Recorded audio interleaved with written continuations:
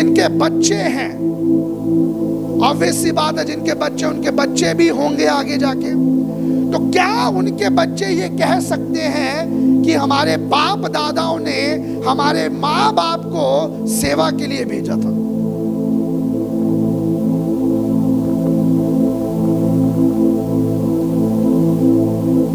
इतने काम करते हैं हम। जो फिलेमोन का बच्चा होगा या प्रेजी के बच्चे होंगे, तो क्या वो ये कह सकेंगे कि हमारा जो दादा था वो स्टेज पे प्रचार किया करता था? इस पीढ़ी की बात हो रही है यहाँ पे कि वो अपने मुंह से नीति वचन खोला करता था। और आज हमारी पीढ़ी, जो उनके बच्चे हैं, वो कोई कीबोर्ड बजाएगा, कोई प्रचार करेगा, कोई गिटार बजाएगा। क्यों बजाएंगे वो? क्योंकि दादा ने नीति वचन दिए हुए हैं, क्योंकि दादा ने उनको सिखाया हुआ है, पीढ़ियों को अर्पण किया हुआ, पीढ़ियों को खुदा को दिया हुआ है। इस बात को सुनना, घर जाके पढ़ना इसको, क्योंकि यहोवा का अनुवाद करना, गुणानुवाद करना और उसके आश्चर्य कर्मों का वर्णन करने की जो जिम्मेवारी है वो माता पिता की है। अपने बच्चों को, हम अपने बच्चों को ये कह सकते हैं अच्छी तरह पढ़ तभी अच्छी नौकरी मिलेगी। ये नहीं कह सकते कि परमेश्वर का डर में रहो, परमेश्वर का गुणवाद करती हूं मैं तेरे सामने मेरे बच्चे, तू खुदा में आगे बढ़, खुदा अपने आप सब कुछ देख लेगा।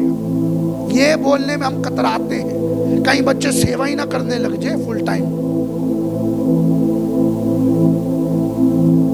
अमृतलाल जी, कई बच्चे सेवा ही ना करने लग जाए फुल टाइम, हमारा क्या होगा? हमने सदा ही जवान थोड़ी ना रहना है, सदा ही सैलरी थोड़ी ना आएगी। इन्होंने भी तो कमा के खिलाना है हमें। भरोसा किस पे है? बच्चों पे। फिर ये वही बच्चे होंगे, ये वही बच्चे होंगे जो अपनी बीवी को बोलेंगे रहने दे यही कंबल, छोड़, पड़ा रहने दे बुड्ढे को यहीं पे, बुड्ढे को यहीं पड़ा रहने दे। कह रहे क्या करना, नया कुर्ता पजामा, क्या करना नई बढ़िया तरीके से रखे, इस बुड्ढे को यहीं पड़ा रहने दे। चाय भी मत दो, अपना बना के पिएगा, पिएगी। अगर ये दिन देखना चाहते हो, मेरी एक राय मानो, बच्चों को कभी भी प्रभु की शिक्षा मत देना, कभी भी नहीं बोलना उनको, उसके आश्चर्य कर्म कभी भी नहीं बताने।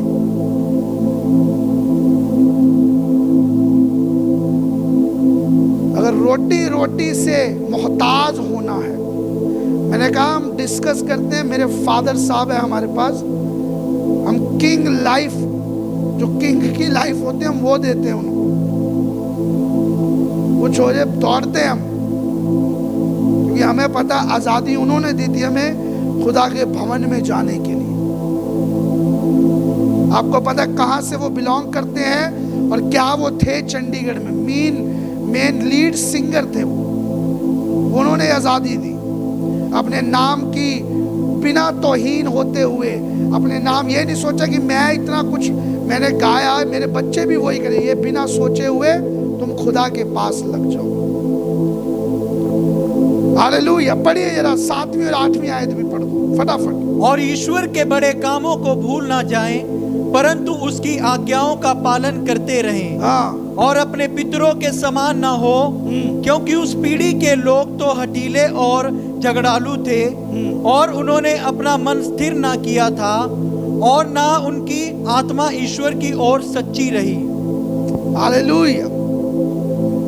पितरों के समान नहीं होना, अपने बुजुर्गों के, जो अपने बूढ़े हैं, शायद वो खुदा का भय ना मानते हो, ठीक है, आप उनकी रिस्पेक्ट करते थे, वो अलग बात है, लेकिन अपनी पीढ़ियों को खुदा के सामने समर्पित करना। एक बात जब मैंने सुनी मैं चौंका, और क्या सुना, ध्यान से सुनो, आपको समझ आएगी हमें किस तरीके से अपने जीवन को खुदा में जीना है। हालेलुया। सुनिए जरा इस स्टेटमेंट को। मेरे पिता 10 किलोमीटर तक हर रोज पैदल चलकर काम करने जाते थे।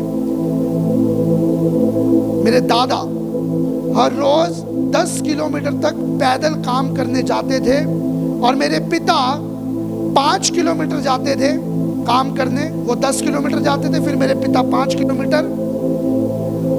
आज मेरे पास स्विफ्ट है, शायद फिलेमोन के पास उससे अच्छी गाड़ी हो, मर्सिडीज हो।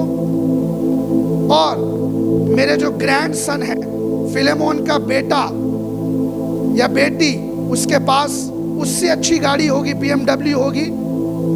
लेकिन जो मेरे ग्रेट ग्रैंडसन होंगे, फिलेमोन के बेटे का जो बेटा होगा, वो दोबारा 5 किलोमीटर पैदल चल के काम करने जाएगा।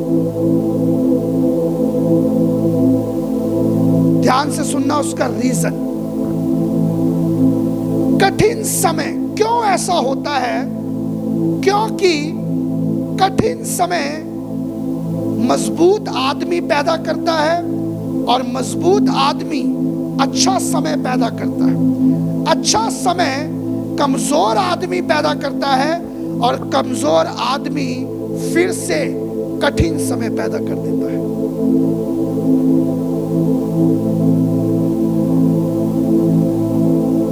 ये किसी की बात है, लेकिन मैंने अपने ऊपर इसको लागू या अपने ऊपर मैंने, क्योंकि मैं अलर्ट हूं कि जो मेरा ग्रेट ग्रैंडसन होगा, ग्रेट ग्रैंडसन, फिलेमोन का बेटा, उसका बेटा,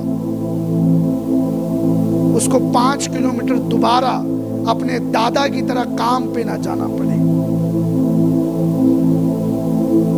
दोबारा से बोल रहा हूं, कठिन समय मजबूत आदमी पैदा करता है। मजबूत आदमी अच्छा समय पैदा करता है। अच्छा समय कमजोर आदमी पैदा करता है और फिर से कमजोर आदमी कठिन समय पैदा कर देता है। हमें अपने बच्चों को योद्धा बनाना है, वॉरियर्स। उनको छींक आने पे गले से ना लगा लो, उसको बोलो तो ठीक हो जाएगा, डोंट वरी। जरा सा बुखार चढ़ा, मैं कर लो, तू बैठ, उनको योद्धा बनाओ, उनको सेल्फ डिपेंडेंट बनाओ।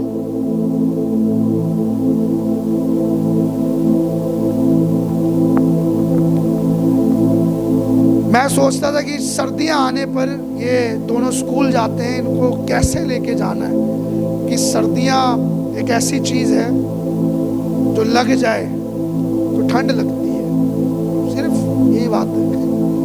उसके लिए कपड़े हैं पहनने के लिए। तो मैं सोचता था खुदा ये छुट्टियां पड़ जाए महीने की, पूरी दिसंबर की, मजा आ जाए दोनों बच्चों की। पर इनका स्कूल जाना, इनका स्कूल में भेजना, इनका स्कूल तक पहुंचाना, फिर लेकर आना, यह मैं इनका कमजोरपन इनसे दूर कर रहा हूं ताकि कठिन समय ना आए। क्योंकि वॉरियर्स की तरह बढ़ाने हैं बच्चे, योद्धाओं की तरह। और उसका सबसे बड़ा जो कारण है, जो सबसे बड़ी बात है, बच्चों को यीशु के पास आने दो। बच्चों को यीशु के पास आने दो। अगर आप अपने बच्चों का कठिन समय नहीं देखना चाहते, अगर आप अपने बच्चों को कठिन जगहों पे नहीं देखना चाहते, कोई भी पिता ये नहीं चाहता कि उसका बच्चा जब घर पर आए शराब पीकर आए और दौड़ लगाए पहले मुझे, कोई नहीं चाहता पिता। वो उसके लिए मृत्यु का दिन होता है उस दिन, जब उसका बेटा शराब पीकर उसके दौड़ लगाता है। हमने देखे हैं बहुत कारनामे ऐसे।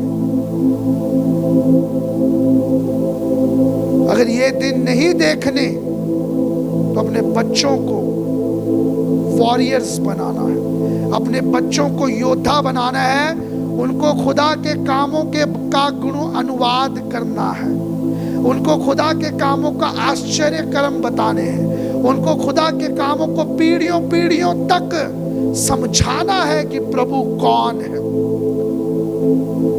मैंने ऐसी जनरेशन देखी है, उस जनरेशन के बाद जो अगली पीढ़ी है,